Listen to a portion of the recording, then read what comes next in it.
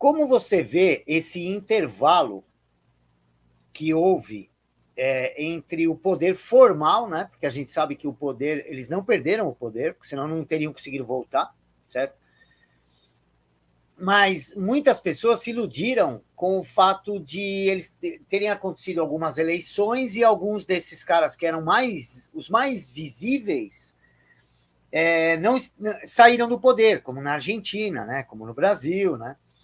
Então ficou aquela ideia de, acabou o Foro de São Paulo. Eu ouvi um monte de gente falando isso. A eleição do Bolsonaro e do Macri é a morte do Foro de São Paulo. Mas como você acha que foi, como você vê, que eu sinceramente nunca pesquisei isso, eu não entendo como eles conseguiram se manter com força suficiente para voltar ao poder como voltaram, né? Na maioria dos lugares. Como você vê esse intervalo que ficou parecendo que tinha morrido o negócio?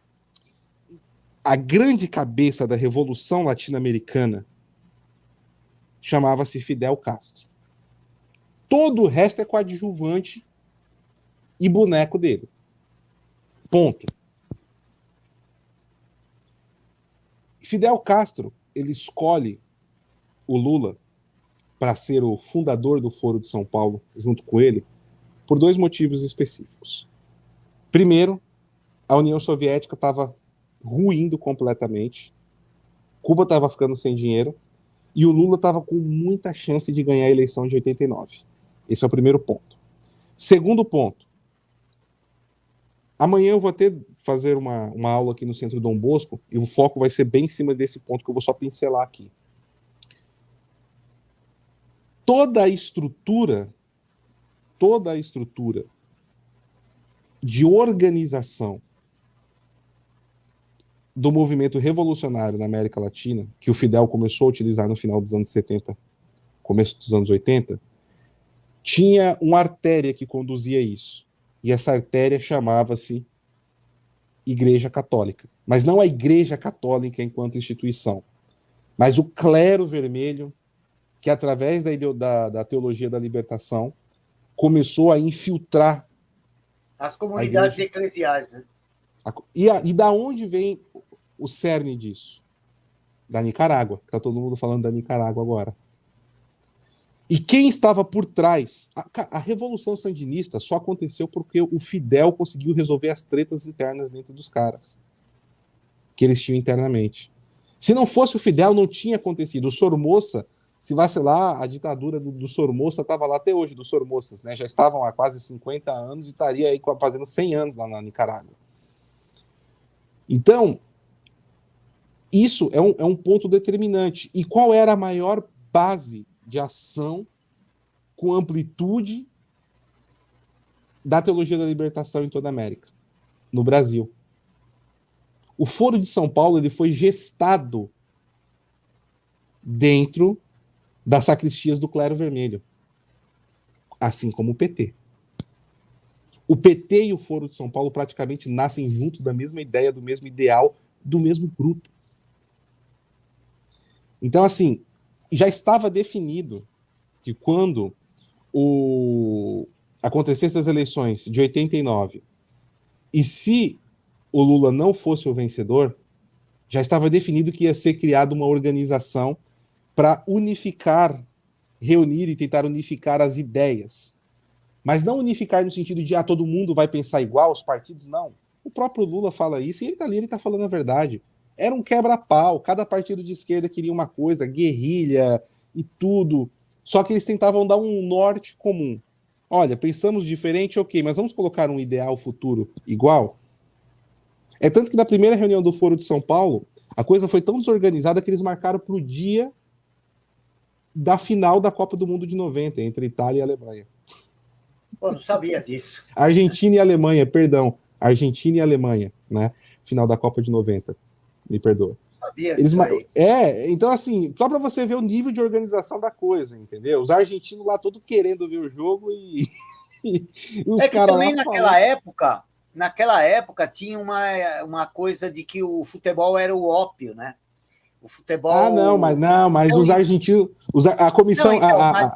Mas dentro ali devia ter gente que pensava assim, como você disse, é uma confusão. E gente que falava, vamos marcar porque ninguém liga, os caras que não ligavam para futebol. E hoje, quem conta essa história de que o movimento revolucionário era anti-futebol é o Rui Costa Pimenta, que agora eles têm até programa de futebol dentro do canal do PCO. Pois é, então assim, só para você ter uma noção. E aí, a partir de 93, que é quando o Foro de São Paulo começa a ganhar um corpo mais pesado mesmo, né? Mais forte. Aí você tem o Pacto de Princeton, né? Entre outras coisas. É quando o José Carlos Graça Wagner começa a estudar o Foro de São Paulo. José Carlos Graça Wagner foi o primeiro brasileiro a estudar o Foro de São Paulo, começar a denunciar. Ele falece ainda nos anos 90. Na época, ele passou muita coisa do que ele já tinha pesquisado para o professor Olavo. E aí o pessoal que fazia o Mídia Sem Máscara junto com o Olavo começou a estudar o tema. A Graça Salgueiro, o Heitor de Paola e tantos outros, né? Tantos outros que não dá para a gente nomear aqui porque eles não são figuras públicas, né? Então seria até desrespeitoso a gente nomeá-los, né? Mas foram muitas pessoas que trabalharam em cima disso. E a coisa passa em cima disso mesmo, Ale, que você está falando. Muitas pessoas, não, o Foro de São Paulo acabou. E aqui o que eu vou falar não é questão de contenda, de briga, não é nada. Eu fui ler o que a Graça Salgueiro escreveu, o que o doutor Heitor de Paula escreveu. Graças a Deus, eu tive a oportunidade de conversar com o doutor Heitor, ler, ter acesso aos artigos, publicar o livro dele. E você tem outros autores, cara. Você tem o próprio Frei Beto. Eu estou com um livro aqui que eu te mostrei, estou usando aqui de suporte aqui pro tablet, né? O livro do Frei Beto com o Fidel Castro, né? E na última edição do livro da Graça, ela mesma fala, acho que é de 2016, a última edição que ela lançou pelo Observatório Latino. Ela fala com a eleição do Trump, do Macri, a gente está vendo impeachment aqui no Brasil, o Foro de São Paulo já era e agora a gente vai ter que lidar só com as consequências do que eles fizeram, né? E não foi o que aconteceu. Não foi o que aconteceu, o Foro ressurgiu e ressurgiu com tudo. Agora é o ponto que eu respondo a sua pergunta, Lê, que você fez lá atrás. O que possibilitou o Foro de São Paulo ter toda essa força? O cara, no meio disso tudo que eu expliquei lá de trás, que foi escolhido pelo Fidel para seguir como o cabeça da revolução na América Latina, chamava-se Hugo Chávez. Hugo Chávez, ele era a pessoa mais importante do movimento revolucionário na América dos últimos 20 anos. Você acha que esse perfil militar, assim como o Fidel, ajudava isso, nesse aspecto? Não sei se o perfil militar, tinha muitos outros fatores que ligavam os dois. O Fidel via o Chávez como um filho e o Chávez via o Fidel como um pai. Tá? O próprio Chávez fala que no dia que ele chegou em Cuba, em 94, teoricamente ele foi lá para Cuba para fazer uma palestra na Universidade de Havana, né? Ele foi recebido com honras de Estado, o Fidel mandou buscá-lo no aeroporto. E quando ele viu o Fidel, ele falou, foi amor à primeira vista. Palavras do Chávez, isso, né? E o Fidel começa a tutelar tudo, ele começa a ensinar tudo, até os esquemas de narco-estados ele começa a ensinar pro Hugo Chávez. E o Hugo Chávez faz o que em troca? Abre a Venezuela para ser o centro nervoso e financeiro, né, de Cuba. Então, o que possibilitou essa queda que nós tivemos do Foro de São Paulo? Não foi a queda do PT aqui no Brasil. A queda do PT no Brasil foi reflexo, de certa forma, falar que foi a totalidade estaria exagerando, mas de certa forma, da queda da Venezuela.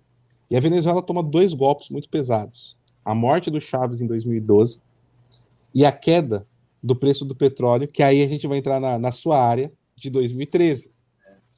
E isso faz a Venezuela um governante novo, não tem o carisma e a popularidade que o Chávez tinha, o Maduro, sem dinheiro e só com o aparato de repressão do Estado. Então, o Maduro quase cai em 2015, quase cai em 2017, e quase caiu em 2019. E quando em 2019 foi assim, foi o ponto que o Maduro ele já estava com as malas prontas, literalmente falando. E aí, o que segurou o Maduro no poder, Ale? 2 pontos. A coisa aliviou um pouco para Cuba quando a China começou a fazer investimento lá a partir de 2013. 2012, 2013. Então isso aliviou um pouco para Cuba. O segundo fator e mais determinante, que em 2019, quando o Maduro estava com as malas prontas para sair, e quando perceberam que os Estados Unidos não ia fazer um apoio logístico, nem o Brasil, que o governo do presidente Jair Bolsonaro ali no começo de 2019, o governo tinha 2 meses quando começou tudo lá na Venezuela de novo, né, em 2019. O Vladimir Putin, ele percebe que o vácuo de poder estava aberto e que não ia acontecer nada, porque todo mundo ficou com medo do que o Trump e o Bolsonaro fariam junto, e nada aconteceu. E aí é o momento que o Vladimir Putin fala para o Maduro permanecer no poder. Primeira coisa que ele manda, 300 mercenários do Wagner Group para dentro da Venezuela. Os 3 meses seguintes, que foi até maio de 2019, ele começa a descarregar um monte de equipamento bélico. E, em troca, começa a operar todo um esquema que já existia, o Irã já tinha uma influência na Venezuela, mas institucionaliza essa influência, principalmente na área de equipamento bélico. E para a indústria de petróleo da Venezuela ruiu, o Irã vai socorrer tudo isso, né? E a Rússia oferece todo o poder da pólvora para manter o esquema de repressão. Já em julho de 2019, o Foro de São Paulo foi para Caracas. De lá saem as diretrizes do que eles deveriam fazer na América Latina. Aí, no livro, né, eu vou contando passo a passo como chegou a esse ponto que eu estou resumindo aqui e o que aconteceu a partir de julho de 2019. Quem, como, quando, onde, por quê? O que, quem, quando, como, onde, por quê? O lead Quer saber jornalístico. tudo, tem que comprar o livro, né, meu? Tem que ler o livro, porque senão... o escritor precisa vender livro, pô. Pois é.